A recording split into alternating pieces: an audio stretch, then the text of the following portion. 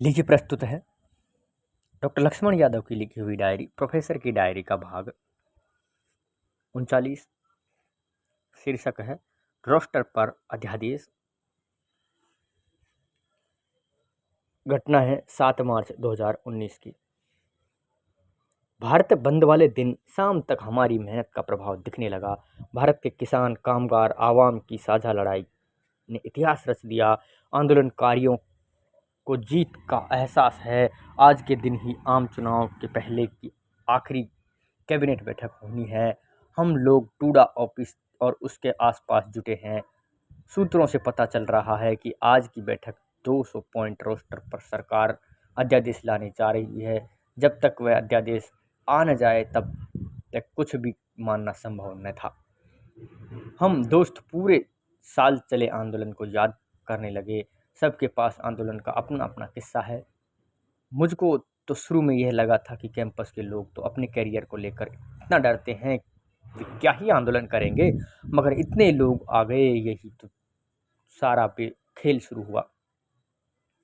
फिर भी हमारे बहुजन लोग नेता से ज़्यादा संगठन बनाए हुए हैं।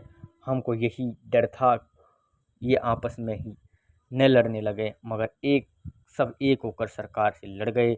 सामाजिक संगठन और कार्यकर्ताओं ने इसे गांव तक पहुंचा दिया। लगभग सभी छात्र संगठनों ने इसे ताकत दी, इसलिए हम लड़ पाए।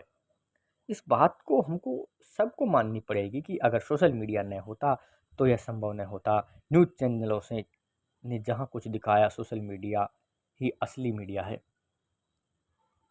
ये बातें याद रखनी चाहिए।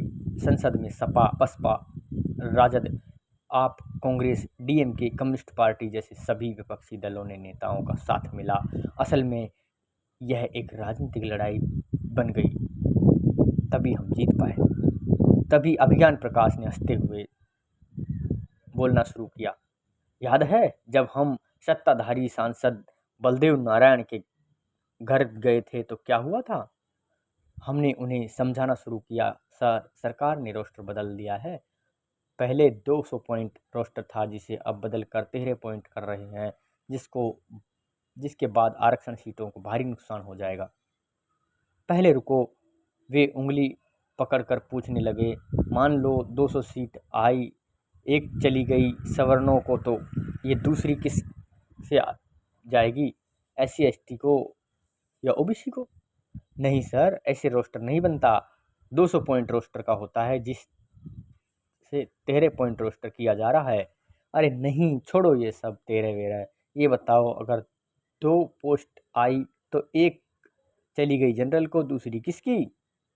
तब तक टूडा के उपाध्यक्ष दिव्यांशु कुमार आ गए। आते ही बोले, रुको लक्ष्मण, मुझे समझाने दो। आपने बोला, अरे नहीं सर, ये आदमी एक जगह ही अटक गया है, नहीं समझेगा। दिव्यांशु कुमार बोले, हमने पूरे देश को रोस्टर समझा दिया, इन्हें कैसे नहीं समझाएंगे?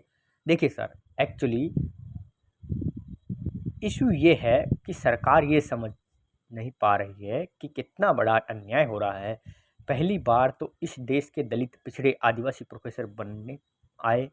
पहले 200 पॉइंट रोस्टर था, जिसे अब बदलकर 13 पॉइंट किया जा रहा है, जिससे फिर वही 13 पॉइंट और जो आ रहा है तेरे वेरे किए जा रहे हैं। अरे भाई, मुझे बस ये बताओ कि 2 पोस्टों में से वह दूसरी किसकी? हम सब बिना पानी पिए उठकर आने लगे। अचानक दिव्यांशु कुमार बाहर निकलते ही बोले, कौन बोला था इसके घर आने को? जिससे बलदेव जी के यहाँ आने का सुझाव दिया था, वह चुपचाप सबसे पहले निकल गया। अरे सर, नेताओं को क्या दोष दें?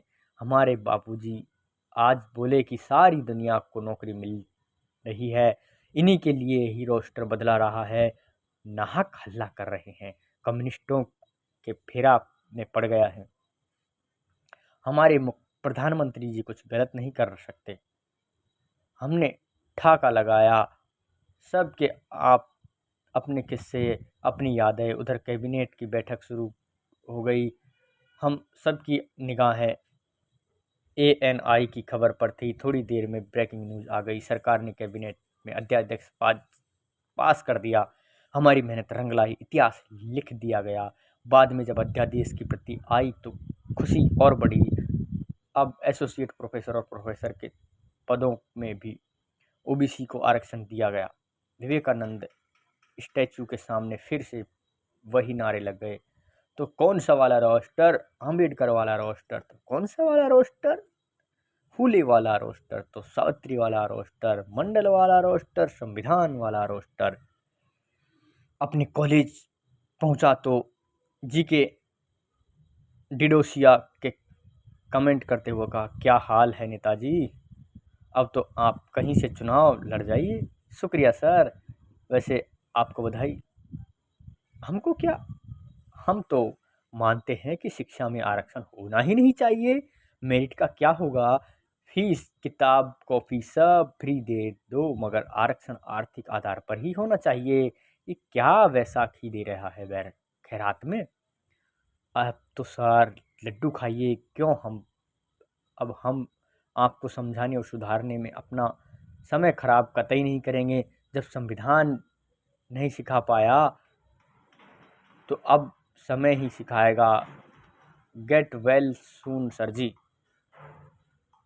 डिडोसिया अकेला नहीं है, उच्च शिक्षा के अनेक अधिकांश प्रोफेसर आज भी आरक्षण और सामाजिक न्याय पर ऐसी ही समझ रखते हैं। अभी आप सुन रहे थे डॉक्टर लक्ष्मण यादव की डायरी, प्रोफेसर की डायरी।